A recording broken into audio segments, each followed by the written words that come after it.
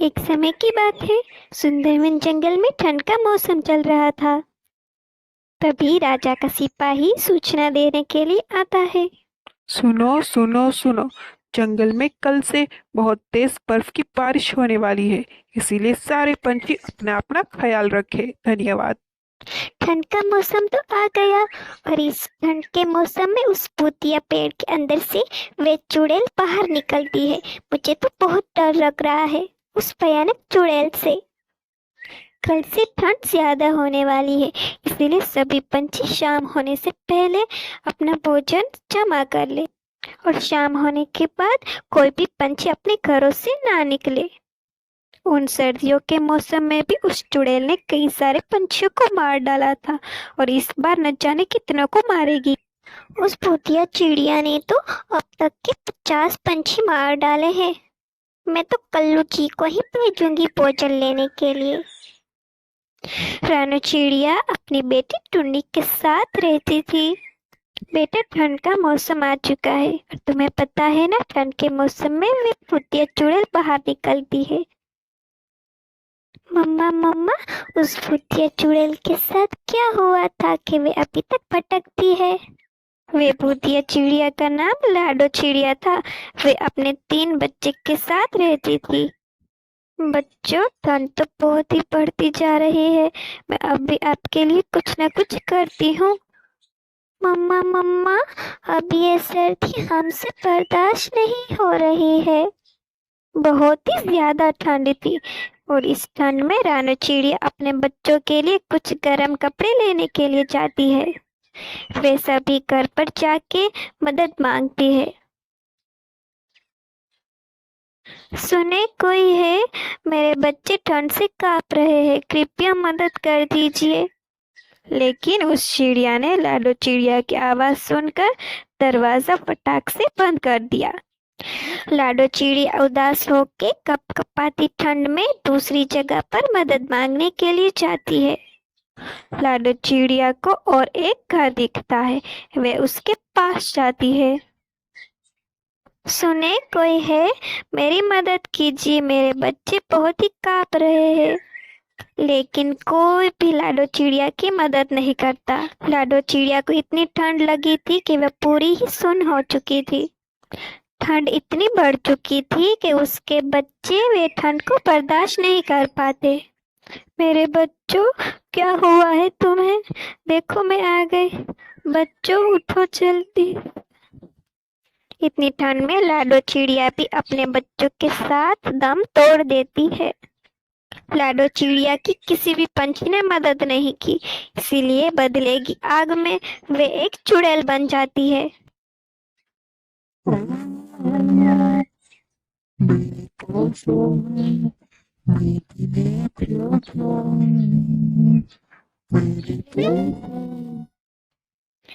अम्मा, ये तो उस चिड़िया के साथ बहुत बुरा हुआ है ना? जंगल में किसी ने भी उसकी मदद नहीं की। अगर किसी ने मदद की होती तो आज वे जिंदा होते। अम्मा अम्मा, मुझे तो इस चिड़िया की कहानी सुनकर बहुत ही रोना आ गया। बेटा, हमें हमेशा सबकी मदद करनी चाहिए। क्या पता हमारी मदद से उसकी जान बच जाए। काली और गहरी रात हो जाती है। पूरे जंगल में सन्नाटा छा जाता है। कालू जी, मुझे तो बहुत ही भूख लगी है। आप चाहिए और कहीं से भी भोजन लेके आइए। अरे गोरी, इतनी ठंड में मैं बाहर कैसे जाऊं? और इतनी रात को मुझे भोजन कहाँ से मिलेगा? उस भूतिया चिड़िया के पेड़ के पास पूरा खेत भोजन से भरा पड़ा है। क्या उस भूतिया चिड़िया के पेड़ के पास? मैं अकेला तो नहीं जाऊंगा, तुम भी मेरे साथ चलो। क्या कल्लू जी, एक चिड़िया से डरते हो? कोई बात नहीं, चलो फिर भी मैं चलती हूँ आपके साथ। गोरी और कल्लू दोनों ही उस पेड़ के पास भोजन लेने के लिए जाते हैं। अरे हाँ गोरी, तुम तो सच कहती थी। ये तो पूरा खेत भोजन से भरा पड़ा है। हाँ, लेकिन मुझे तो बहुत ही डर लग रहा है। जल्दी जल्दी से एक टोकरी में भर लीजिए सब भोजन। हाँ, ये तो सब मैंने भर लिया है। अब चलो जल्दी से यहाँ से निकलते हैं।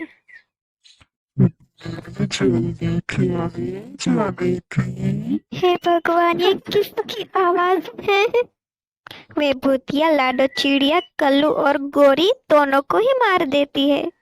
गोरी का बेटा टुन्नू पूरी रात दोनों के इंतजार में वहां पर ही खड़ा रहता है। वे बहुत उदास होता है।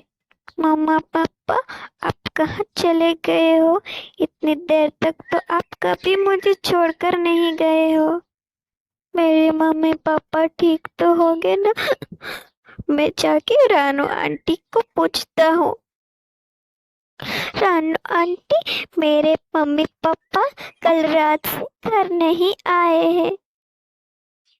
टुन्नू बेटा, तुम परेशान मत हो और बताओ तुम्हारे मम्मी पापा कल रात को कहाँ पर गए थे? कल रात घर में भोजन नहीं था और हमें बहुत ही भूख लगी थी, इसीलिए भोजन लाने के लिए मम्मी और पापा दोनों उस भूतिया पेड़ के पास गए और फिर वापस ही नहीं आए। क्या उस भूतिया पेड़ के पास गए थे? तो तुम चिंता मत करो, वापस आ जाएंगे। अरे रानू बहन, आपको पता है उस भूतिया पेड़ के पास जो खेत है ना, वहाँ पर कल्लू भैया और गोरी की लाश मिली है। ये नहीं हो सकता। मेरे टुन्नू बेटा, कुछ नहीं हुआ टुन्नू बेटा। टुन्नू बेटा, तुम रो मत और परेशान बिल्कुल मत हो। अब से तुम हमारे पास ही रहोगे। न जाने वे चुड़ैल कितने और पंछियों को मारेगी। अगर हमने अभी कुछ नहीं किया तो वे चिड़िया हमें भी मार डालेगी। मैं एक चिलतांत्रिक को जानता हूँ। वे भूत पकड़ने में बहुत ही माहिर है। मैं कल ही उसे बुला लाता हूँ। सारे पंछी उस चिलतांत्रिक को पेड़ के पास ले आते हैं। अगर तुम मेरी आवाज सुन सकती हो तो अभी इसी वक्त यहाँ पर आ जाओ, नहीं तो मैं तुम्हें कैद कर लूंगा। क्यों इन बेकसूर पंछियों की जाने ले रही हो? छोड़ दो ये जंगल और यहाँ से चली जाओ। अगर तेरे पंछियों का गर्म कंबल और कपड़े दान करूंगी तो मैं इस जंगल को छोड़ के जाऊंगी। और फिर जंगल के राजा सभी गरीब पंछियों को कंबल बांटते हैं और लाडो चिड़िया की आत्मा को शांति मिल जाती है। और फिर जंगल के सारे पंछी खुशी खुशी से रहने लगते हैं। हेलो दोस्तों, अगर आपको हमारी कहानी पसंद आई हो तो हमें लाइक और सब्सक्राइब करना ना भूलना। धन्यवाद।